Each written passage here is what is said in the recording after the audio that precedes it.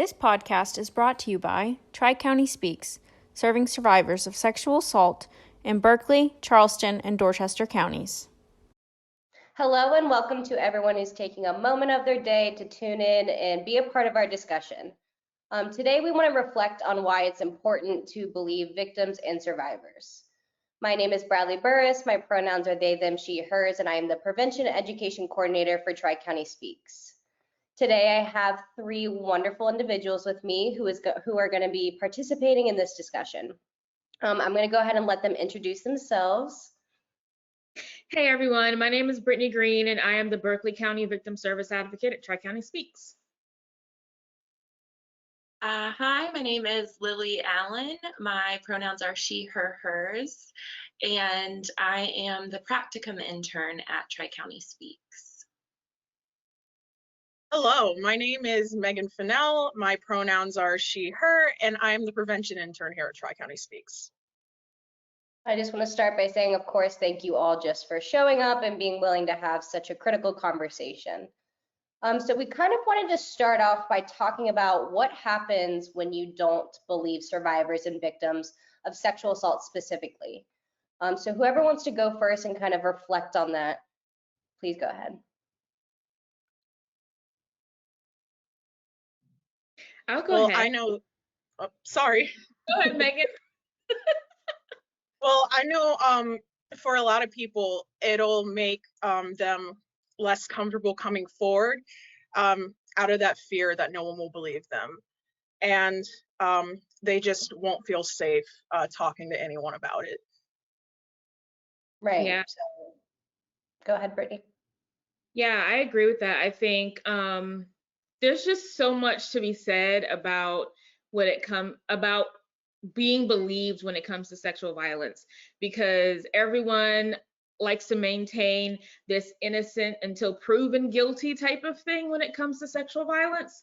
That is very invalidating and can be very damaging and harmful for survivors and victims of sexual violence. I think a lot of times people even question that something happened to them, or that it was bad or worthy of the distress that they experience afterwards. And so for them to feel comfortable enough to share that with someone and be told that they don't believe them, or that they should have done this, or that person couldn't have hurt them, that adds to that questioning of themselves, and it adds and creates a environment of harm and distrust. Yeah, absolutely. I agree. I love how Brittany said it was harmful. Like, that's what it is. It's harmful to not believe survivors. And after, when someone goes through something that is so violating, and then in turn is not believed, when it's like you're in this vulnerable place and then you're not believed, it's almost like re-traumatizing. It makes an already really upsetting and terrible experience even more terrible. So yeah. Yeah, I completely agree with everything that was just said. And when we talk about typical reactions after a sexual assault, right, we have self-blame, depression, anxiety, substance abuse can come into play to numb some of those intense feelings. You're already experiencing new emotions, or they could be new emotions, or just a different state, right? Something has changed. So when we don't believe survivors, then we're telling them, now you have to do that journey alone. And that is so harmful. And while we have agencies like Tri-County Speaks, we as individuals need to prove and show victims and survivors that we are here and we believe you. You don't have to seek out, agencies just to be believed. So I want to go ahead and move on into the next question, which is, why is it important to believe victims and survivors of sexual assault? What do you think is one of the most critical pieces of making them feel believed?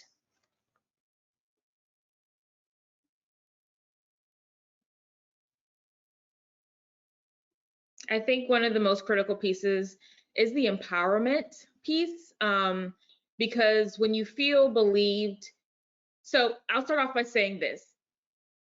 A lot of times with sexual assault survivors, they don't even have the language or the education to be able to identify that something bad happened to them, because we don't talk often about sexual violence and consent and what is rape and what is not rape. We don't have those conversations very often in our world and our society, and as often as they need to be had. And so a lot of people are like, I'm not even sure if this is rape. I'm not even sure if this is sexual assault, but what if I did something that I shouldn't have done that put me in this situation?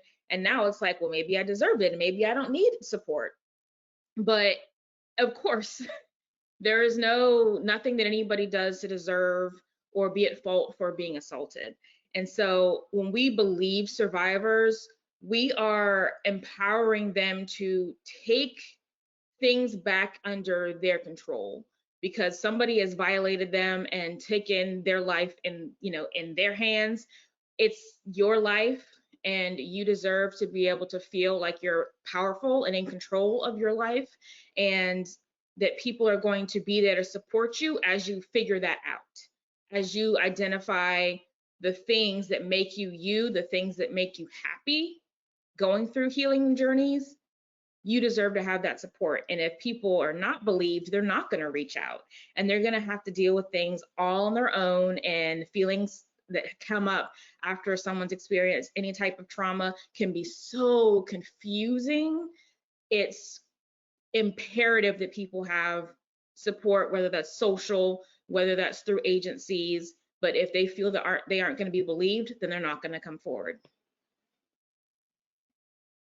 Absolutely, I agree with you, Brittany. And I'll also say that, we're up against a lot. We're up against rape culture, and the fact that society often doesn't believe survivors. And so it's so important to be able to help survivors feel that sense of safety and comfort and validation and like being seen, when oftentimes the rest of the world is not going to do that. And so it's so important. And especially I like what Brittany, you said about like some people don't even know what sexual assault is. And so being able to believe a survivor when they share something is so important, to be able to spread awareness of what sexual assault is, what it can look like, if it's not like the typical idea of what sexual assault is. Yeah, and being able to get that support is really important. Absolutely, Lee. I agree with you.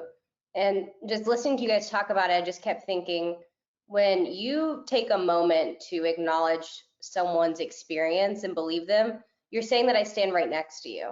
And when you take a moment to stand next to someone, you're united. And when all of us stand together united and acknowledge something that's bad and that we're no longer going to tolerate it, that's when you see all of these stories and all of these individuals coming forward, being believed, society changing, right? That's where we see impact. So as simple as it may sound, the next time that someone shares, not even just a sexual assault, but an experience with you, believe them. And you will be amazed at what you can do for that individual just based on believing them. I just got the chills. Megan, is there anything you wanted to add? I just want to add that I agree that what sexual assault actually is, and the fact that it's never the victim's fault, it doesn't matter the circumstances, isn't addressed enough in our society. I've read multiple studies that have said that even like high school sex ed produces all these harmful social scripts that push all the responsibility of stopping an assault on the victim, and not very much responsibility for not engaging in any sort of assault on the perpetrator. And I think it's really important to move that responsibility away from the victims, because they are not responsible for the actions of these people. Absolutely. Thank you. Thank you for saying that. Thank you all for just showing up and talking about why it's important to believe survivors. As a closing piece, I'd really like if we could all go around, and it can be personal, professional, and just say, you know, why you believe survivors, why you keep showing up to your job, to, you know, online, to your friends, to your coworkers. Why do you keep showing up and believing survivors?